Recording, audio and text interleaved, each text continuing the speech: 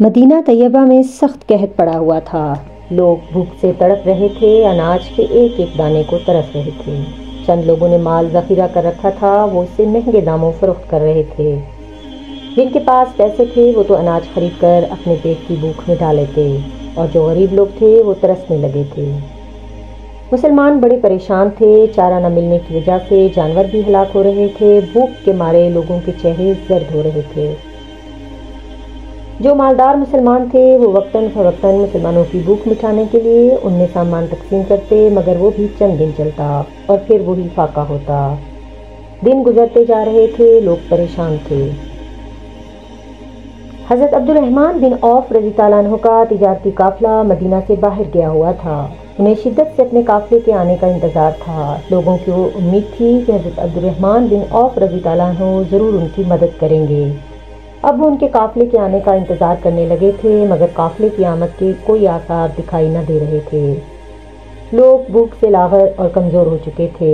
وہ ہاتھ اٹھا کر آسمان کی طرف دیکھتے اور اللہ سے دعا کرتے کہ وہ ان سے اس مصیبت کو دور فرما دے۔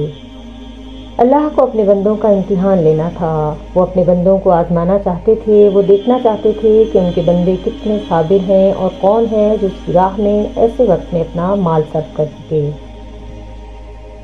دن گزرتے جا رہے تھے مگر کوئی سبیل پیدا نہیں ہو رہی تھی۔ ایک صبح لوگ اٹھے تو انہیں مدینہ کی سرزمین تھر تھراتی ہوئی محسوس ہوئی۔ لوگ گھبرا گئے، وہ سمجھے کہ شاید بھوک کی وجہ سے ایسا ہو رہا ہے کہ انہیں زمین کانپتی ہوئی محسوس ہو رہی ہے۔ وہ گھبرا کر گھروں سے باہر نکل آئے اور ایک دوسرے سے اس کا سبب پوچھنے لگے۔ ہر شخص حیران تھا کہ یہ کیا ہو رہا ہے۔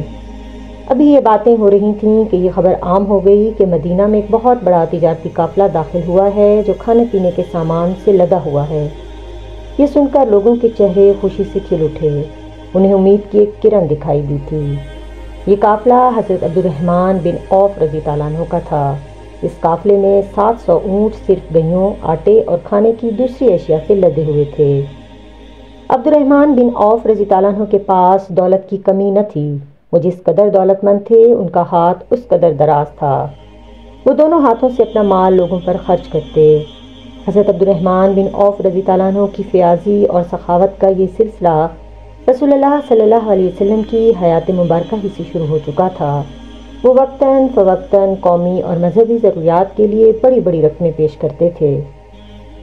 جب سورۃ برات نازل ہوئی، جسے سورۃ توبہ بھی کہا جاتا ہے، اور صحابہ کرام رضی اللہ عنہم اجمعین کو صدقہ و خیرات کرنے کو کہا گیا تو حضرت عبد الرحمن بن عوف رضی اللہ عنہ نے اپنا آدھا مال یعنی 4000 دینار پیش کیے، پھر دوبارہ 40,000 دیے۔ اس طرح جہاد کے لیے 500 گھوڑے اور 500 اونٹ پیش کیے۔ صحابہ کرام کی دولت آرام اور آسائش کے لیے نہیں تھی، بلکہ جس قدر دولت مند تھا وہ اتنا ہی زیادہ خرچ کرتا تھا۔ حضرت عبد الرحمن بن عوف رضی اللہ عنہ کے عام صدقات اور خیرات کا یہ عالم تھا کہ ایک ہی دن میں 30 غلام آزاد کر دیتے تھے، جبکہ اس زمانے میں ایک غلام بھی آزاد کرنا بڑی بات تھی۔ اور ان کا یہ حال تھا کہ اللہ کی راہ میں دولت خرچ کرنے میں کبھی پیچھے نہ رہتے تھے۔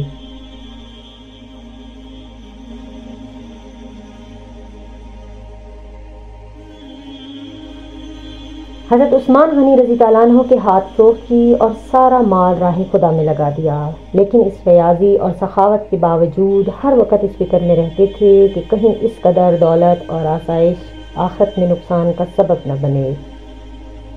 ایک مرتبہ حضرت ام سلمہ رضی اللہ عنہ کی خدمت اقدس میں حاضر ہوئے اور کہا، اماں مجھے خوف ہے کہ یہ مال و دولت کی کثرت مجھے ہلاک کر دے گی۔ انہوں نے سنا تو کہا، بیٹا اللہ کی راہ میں خرچ کرو۔ میں نے رسول اللہ صلی اللہ علیہ وسلم سے سنا ہے کہ میرے صحابہ کرام میں بعض ایسے ہیں کہ دنیا سے چلے جانے کے بعد انہیں میرا دیدار نصیب ہوگا۔ ان کی فیاضی اور سخاوت کا یہ سلسلہ ان کی موت تک جاری رہا۔ انہوں نے کبھی اپنا ہاتھ نہ روکا، خرچ کیا اور ہاتھ کھلا رکھ کر خرچ کیا۔ وفات کے وقت بھی 5000 دینار اور 1000 گھوڑے اللہ کی راہ میں وقف کیے۔ غزوہ بدر میں جو صحابہ کرام شریک تھے اور اس وقت تک زندہ تھے، ان میں ہر ایک کے لیے 400 دینار کی وصیت کی۔ اس وقت 100 صحابی موجود تھے۔ ان سب نے خوشی کے ساتھ اس وصیت سے فائدہ اٹھایا، یہاں تک کہ حضرت عثمان غنی رضی اللہ عنہ نے بھی حصہ لیا۔ امہات المومنین کے لیے بھی ایک باغ کی وصیت کی جو 4 لاکھ درہم میں فروخت ہوا۔ اس سے پہلے بھی کئی موقعوں پر بڑی بڑی رقمیں پیش کیں۔ ایک دفعہ ایک جائیداد پیش کی جو 40,000 دینار میں فروخت ہوئی تھی۔ ان کی سخاوت کا یہ مختصر سا حال تھا۔ حضرت عبد الرحمن بن عوف رضی اللہ عنہ کا یہ بڑا تجارتی قافلہ جب مدینہ منورہ میں داخل ہوا تو لوگوں کو ان کی سخاوت پر یقین تھا۔ جب یہ عظیم الشان تجارتی قافلہ مدینہ منورہ میں داخل ہوا تو پورے مدینے میں اتنے بڑے قافلے اور اس پر لدے ہوئے سامان کو دیکھ کر لوگ حیران رہ گئے، اور یہ خبر جنگل کی آگ کی طرح پورے مدینہ منورہ میں پھیل گئی۔ ام المومنین حضرت عائشہ صدیقہ رضی اللہ عنہا کو اس قافلے کی آمد کا پتہ چلا تو آپ رضی اللہ عنہا نے فرمایا، میں نے رسول اللہ صلی اللہ علیہ وسلم کو یہ فرماتے ہوئے سنا ہے کہ عبد الرحمن بن عوف رضی اللہ عنہ جنت میں رینگتے ہوئے جائیں گے۔ حضرت عبد الرحمن بن عوف رضی اللہ عنہ کو یہ پتہ چلا تو فوراً حضرت عائشہ صدیقہ رضی اللہ عنہا کی خدمت اقدس میں حاضر ہو کر عرض کیا، میں آپ رضی اللہ عنہا کو گواہ بناتا ہوں کہ اونٹوں پر مشتمل پورا قافلہ اور اس کا سارا سامان اونٹ اور کجاوے تک اللہ کے راستے میں وقف کرتا ہوں۔ یوں انہوں نے اپنا پورا تجارتی قافلہ اللہ کی راہ میں مسلمانوں پر خرچ کر دیا۔